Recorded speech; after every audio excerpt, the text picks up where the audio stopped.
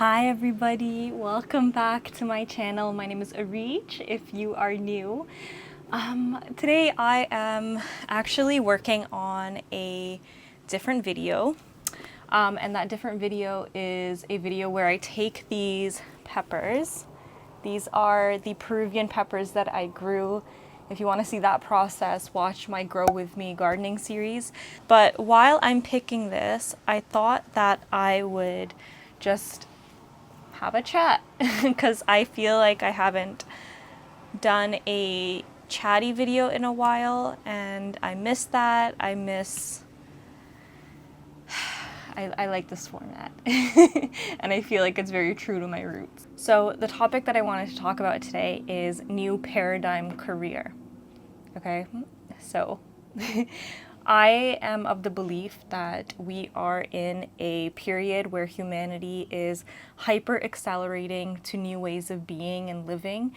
If you look in our past, the way that lifestyles developed, it was pretty much consistent and stable for decades, and it would change more slowly. But because of technology as well as a lot of other things that are going on in the collective, I am seeing a acceleration of lifestyles changing and a deviation from any sort of like average lifestyle and normal lifestyle into more individualized lifestyles. I feel like people are being given the space by life situations to create lifestyles that are unique to them, as opposed to just going with the status quo. And of course, there are a lot of people that are going to choose what has historically been the status quo. But what I'm trying to say is that there's more options out there. And when it comes to my concept of new paradigm career, the energy that I get when I tap into that concept is like I kind of see a vision of or visual of an open road, a endless possibilities, just spaciousness and freedom. And I have been experiencing that in my life over the past few years. Since the pandemic really started, my day-to-day kind of the limitations and time constructs on like my schedule and things, they very much freed up. And now the place I am in life is I kind of just do whatever I want, whenever I want. I'm simultaneously like grateful for that, but I also hold a lot of shame around that. And this is something I was talking to my friend Denise about. Denise from The Subtle Shift. She has cool stuff. I'll link her website as well. But okay, I'm done this plant. I'm done this plant. I was talking to her about feeling shame around having such an open schedule and feeling shame around my life being so free and liberated, even though if you have been following me on this journey over the past few years, that has been my main work. Like, it's not like I haven't done things in order to enable this lifestyle or to bring myself into this lifestyle. As in, I've made a lot of very distinct lifestyle choices that align me with freedom and liberation. Just watch my Brown Girl healing playlist. But at the same time, because it's not, I feel like the progress or the rewards of that, it shows up non-linearly. I'm just pulling this plant forward. Non-linearly, as in I achieve freedom in one dimension of my life and then it affects all the other dimensions. But when people look at me when it comes to career, they're like, well, you didn't work in the dimension of career in order to achieve career freedom. And I think that fear of what they're thinking or the fear of their projections, it creates this like cloud of shame in my body that I'm working through. Talking about it helps. But anyway, that's not really what I want to, like, I could make a whole video about that and talking about that and transmuting that. However, what I really want to talk about in this video is, regardless of that, what do you do with this freedom and liberation and all this free time and endless possibilities and open road and where you can kind of do whatever you want. What do you do? And it's an interesting problem to solve because there's not that many people to talk about it with, or at least not in my circles. And so I've kind of been trying to figuring it out myself, where it's like, I feel like I have tried to find one interest and stick with it and niche down because that's what people... Actually, first of all, let's talk about why I even feel like I desire a career in the first place. So all my needs are met. I don't need to work in order to survive just because of how my life situation is right now. However, I still desire to develop a career and to have a income flow coming in, but not from a survival place and more of a game-like place. So when you're playing a game, sure, there's like survival games. I'm not talking about that. I'm talking about games where there's not really a survival pressure like that. Like to gain coins, like you kind of gain coins for fun, so you can buy things and you can experience things. That's the vibe I'm coming with when it comes to my career progression and my career growth and my desire to experience that. I'm no longer in survival. I really am in this place of my survival is taken care of. I'm so grateful. Now how can I thrive and how can I feel really fulfilled in this life that now that I've been given a chance to actually figure that out? And you would think that it's automatic. Like once you come out of survival mode, you immediately know what you want and you just go for it. Like everything kind of like happens automatically or comes into place automatically. And at least in my experience, that has not been the case. A lot of empty space is created when you exit survival mode. When you have been operating in survival mode and when mostly everyone around you has been doing things and taking action from like a desire to survive or survival needs, all of their motivation energy is stemming from that source. And I don't have examples of people where that's not the case. I've had to figure out myself now that I don't have energy and motivation coming from that survival source, which is a very, very effective way to generate energy and motivation and discipline and consistency, because there's fear, and like fear is such a driving, strong force. Like it will push you, and that push is often too strong, which is why a lot of people who are in survival don't feel healthy mentally, physically, spiritually, etc., because it can often push them too far, too fast, too hard. But when you don't have that, what drive do you have? Like, where does your drive come from? And that's what I've been on the journey of figuring out. And that's why I'm calling it like new paradigm career or new paradigm. That's why, whatever I said at the beginning, that's why I'm calling it that, because it really feels like something that it's a new type of template.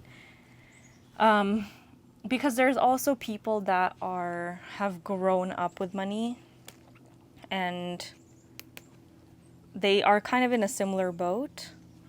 However, I think it's really unique to be in the position that I'm in, where I have had experience of feeling that survival push and then having it dissolve. And like, what do you do with that when all of your habits and your productivity structures, etc., have been built on that motivation? What do you do when that motivation is gone? If you see what I did, I basically just did nothing. Or I did a bunch of stuff here and there, but I have found it pretty difficult to stay consistent with anything because of that lack of drive. And that doesn't feel so good, to be honest, because it gets quite boring.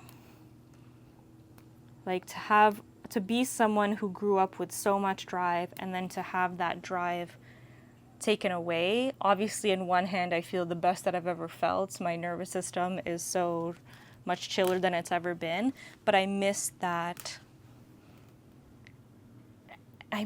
like passion, you know, and that drive, sorry, for lack of a better word. I missed it, and because it became really hard to do anything consistently without it.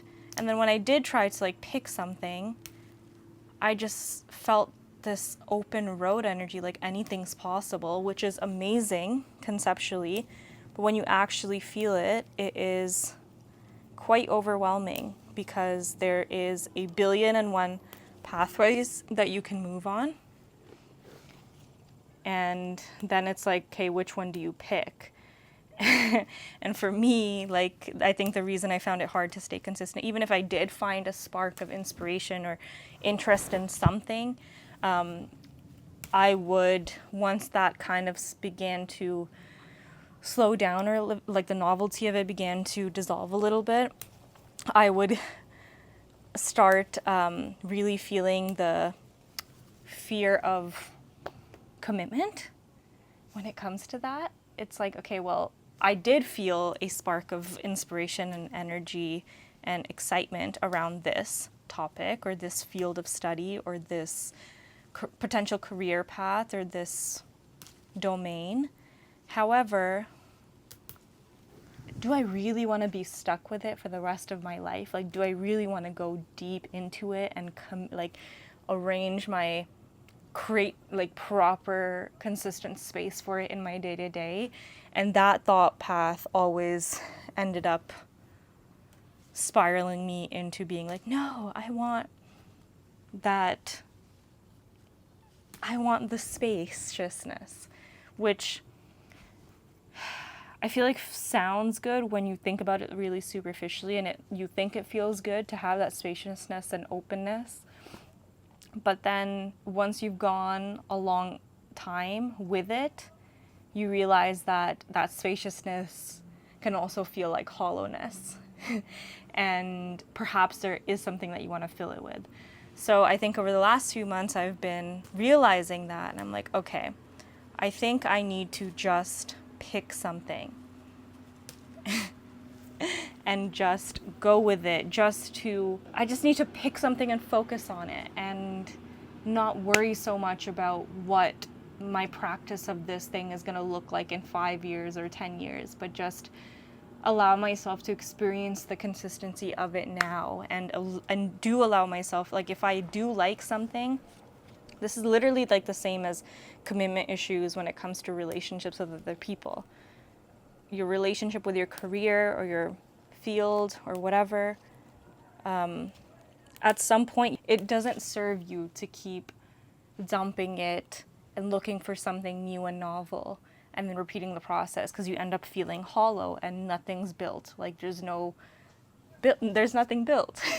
Whereas if you find a person or a domain, a career path that you vibe with in the moment, and you see it's giving you something positive, and the positives currently outweigh the negatives, or perhaps there aren't even any negatives at all, it is better to just like lock in on that. This is my experience and my perspective. Yeah, locking in and just committing to something and building on that thing feels like it's going to be more fulfilling in the long run as compared to hopping around. And a big lesson in this for me was definitely getting married last year and feeling that when it comes to relationships. Obviously, I've been with Garrett, as you know, for a while now, and I've been committed to him, but marriage was a whole nother level of commitment, because it's like the contract and the ceremony, and it just feels so big and serious. I was struggling with it for the first month. Maybe I made a video about it, I'm not sure. But I was struggling with that commitment issue and that feeling of like feeling stuck or trapped or etc. But after a month or two, it's just been feeling better and better every day, because once you lock into something that is a good thing, you just get to deepen those good feelings in that thing. And so that brings me to where I am right now. I am done with trying to, I'm done with hopping around career-wise, and I'm ready to lock in on things and to create consistent schedules around things. And I am ready to kind of let go of this sense of full freedom, like full-time freedom, full everything freedom, in exchange for the depth of pleasure of exploring things that I care about. And so when I decided this, again, I was talking to my friend Denise, and she was actually giving me a reading. I was like, I'm so scared. Like, what's the right choice? Like, what should I lock in on? I have all of these different interests. And the main message that came through was like, it really doesn't matter. It really, really doesn't matter. What will make you feel fulfilled is expressing your authentic self out into the world and positively affecting others through it.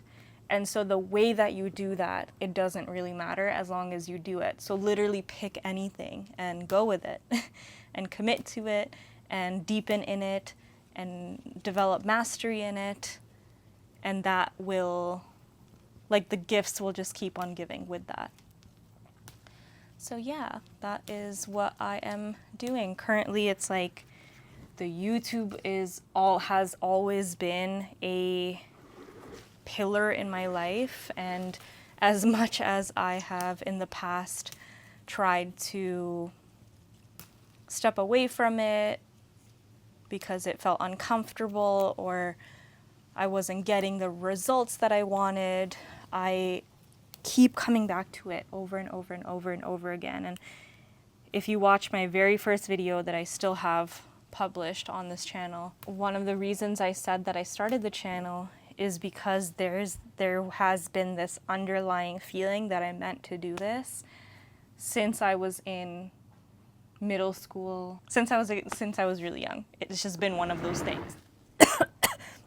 And so it's like, okay, well, if it really doesn't matter, and if all pathways are the right pathway and all possibilities are the right perfect possibility for me, and there's no wrong way to go, what do I want to pick? I picked the YouTube thing because it just feels so right. Out of everything, it feels right.